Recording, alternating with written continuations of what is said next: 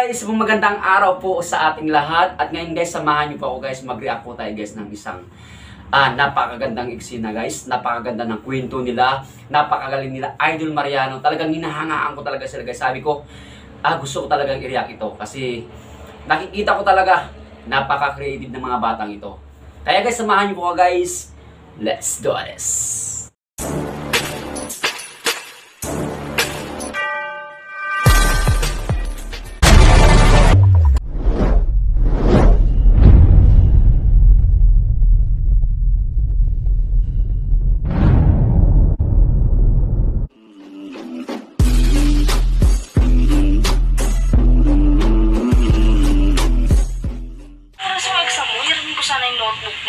Alas 3 yata yung exam ko. Buti, hindi tayo magkano ng ano. Mauna ka ba? Oo, mauna ako sa'yo. Maling mahirap yung notebook. Sige, hintayin ko rin naman yung kasama. Galing nila, no? Thank you, Bes. Bye-bye. See you later.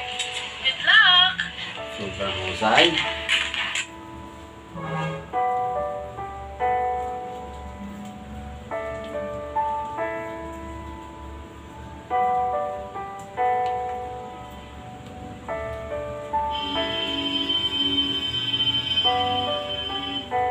Yun oh. Ayos.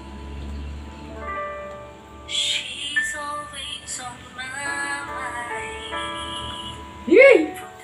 Grabe. Sandali lang guys ha. Grabe guys, pagkapasok ng buhos ni Idol Cindy dito, tumindid balay mo.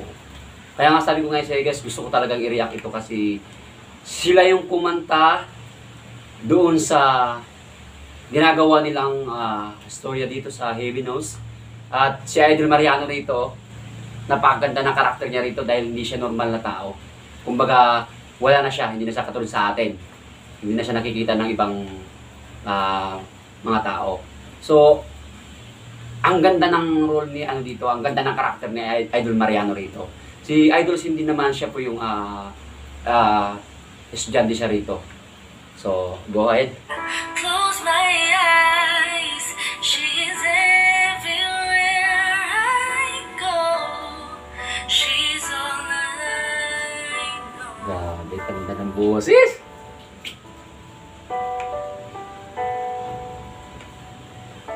Uy, Bes, kamusta yung ano kanina? Exam kanina? Okay naman, pero parang nabagsak ako. Mahirap ba? Oo, ito. Ay, tsaka alam mo, may nakasalubong ako ng lalaki. Kasi nahulog yung notebook ko. Diyan lang sa may tabi. Tapos, nung nahulog yung notebook ko, kinuha niya. Kuha ko siya. It's promise. Tapos, ano ka dyan, ha? Basta parang magino, gentleman, ganun. Kasi kinuha niya yung notebook ko. Galing yung karakter ah. Sakto lang, hindi ko naman ako yung pangalan. Ako ba yung ng pangalan? Talaga ba? Anong itsura niya?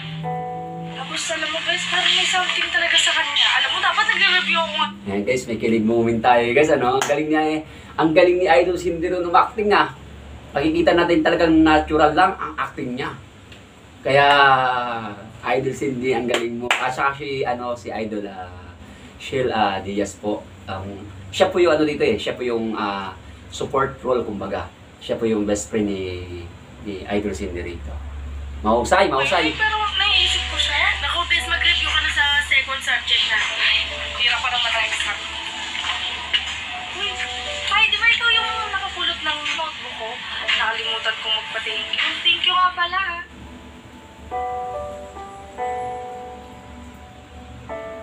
Galing.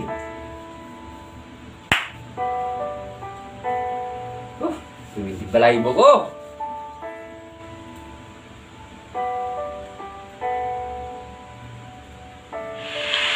Oh, nandito ka pala. Ako kasi dinala ko yung lola ko eh. Ikaw, sino yung pinadala mo dito? Alam mo, Bakit kayo hindi balahibo ko? Papakilala kita sa kanya. Tara, selfie tayo. Okay? 3, 2, 1. Wait lang, tatawagan ko lang yung kaibigan ko para mapakilala. Wait lang, diyan ka lang. Hello, Bes. Oh, nandito na siya. Pumunta ka na dito ngayon ha. Papakilala ko siya sa'yo. Galing. Wait lang. Punta na to siya dito. Malapit lang siya.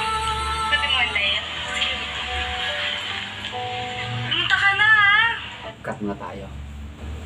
Talagang buhay na buhay talaga yung karakter ni Idol Cindy ito. Nagagampanan talaga niya.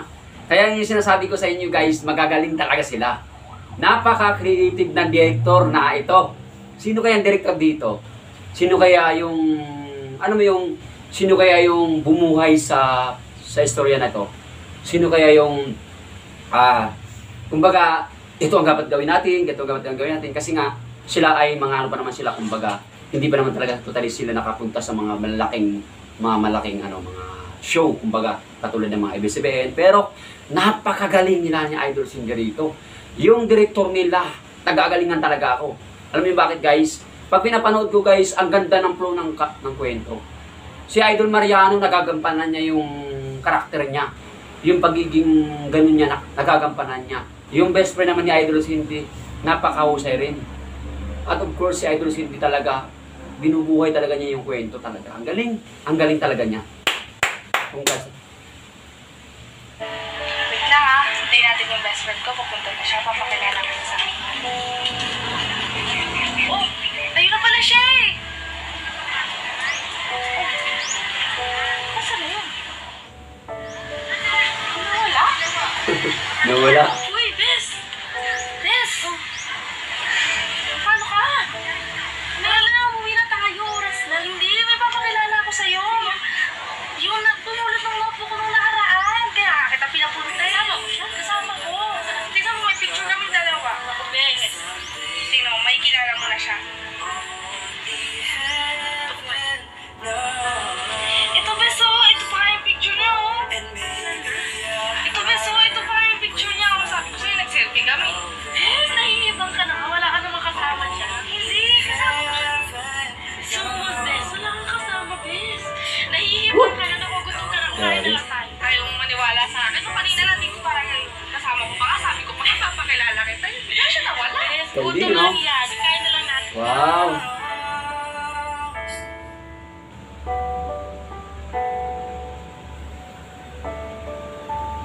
Alam nyo guys, na nagagalingan ako sa acting talaga ni Idol Cindy talaga rito. Hindi naman sasabihin natin na porket idol natin sila, ay papaboran natin sila. Nakikita ko talaga yung acting ni Idol Cindy rito. Napakausay niya talaga.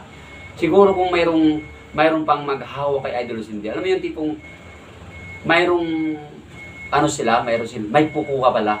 May kukuha at mayroong makaka-discover sa kanila. Itong mga batang ito ang galing. Talagang gagaling pa ng gagaling. Nakakatuwa lang talaga si Idol Cindy. Binubuhay niya talaga yung kwento. Siya talaga ang bumubuhay ng kwento rito. Oo.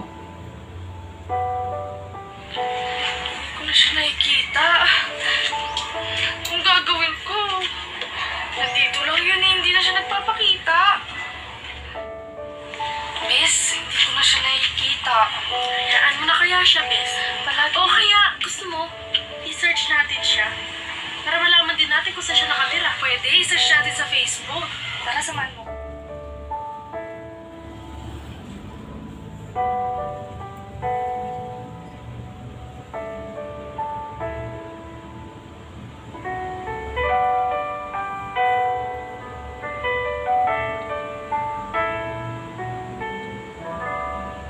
My friends keep telling me that if you really love her, you've gotta set her free. And if she returns Pwede ko magtanong. again, I Ano po know yun? she's mine. Nakikilala niyo po ba itong lalaki? Galing na pag-ano, no? I start, 'cause it's breaking my Hindi ko heart. siya nahanap. Don't wanna Matagal na po siyang wala. Ha? Paano po wala? Habang po siya galing ng trabaho, naglalakad siya sa madilim na daan at may biglang umalis sa kanya.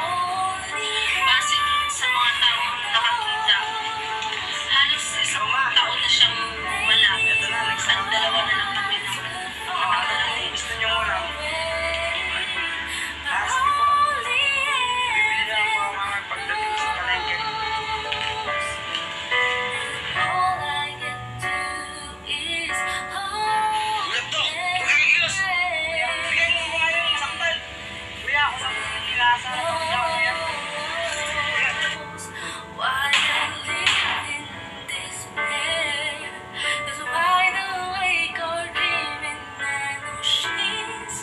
Galing nga.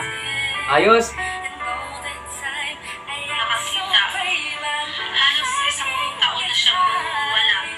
At dalawa na lang kami ng nakatira dito. Okay? Dito muna tayo sa parte na to. Yung pagbaril pagbaril at saka pagtulak ni Idol Mariano.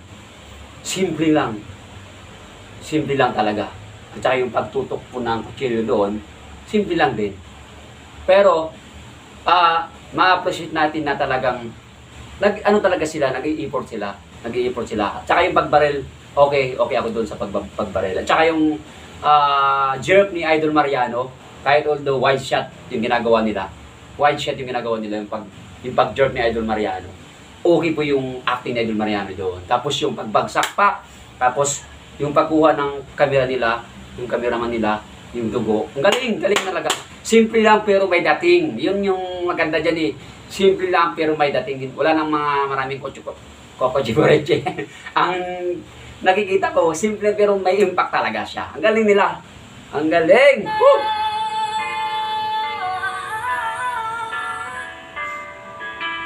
Maybe my love will come back someday. Only heaven knows. And maybe our hearts will find a way. Only heaven knows. And all I can do is hope and pray. Yun o. Heaven knows. Sana all may halik.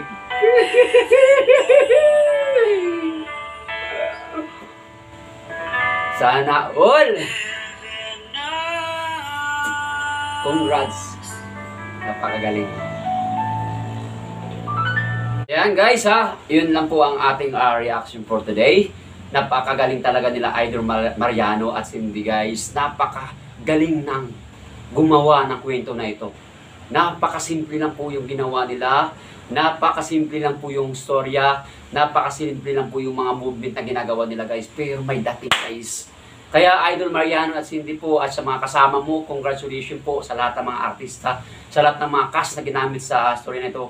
Napakahusay niyo po. Congratulations Idol Mariano at sana po ay ipagpatuloy niyo po ang paggawa ng ganito. Ng mga ganitong content guys, may aral po. At ang higit sa lahat, yung kanta na Heaven Knows, sila rin po ang kumanta noon. Saan pa pa tayo? Dito na po tayo sa Mardy, ang ating idol. Congratulations sa lahat. Happy day and God bless you all.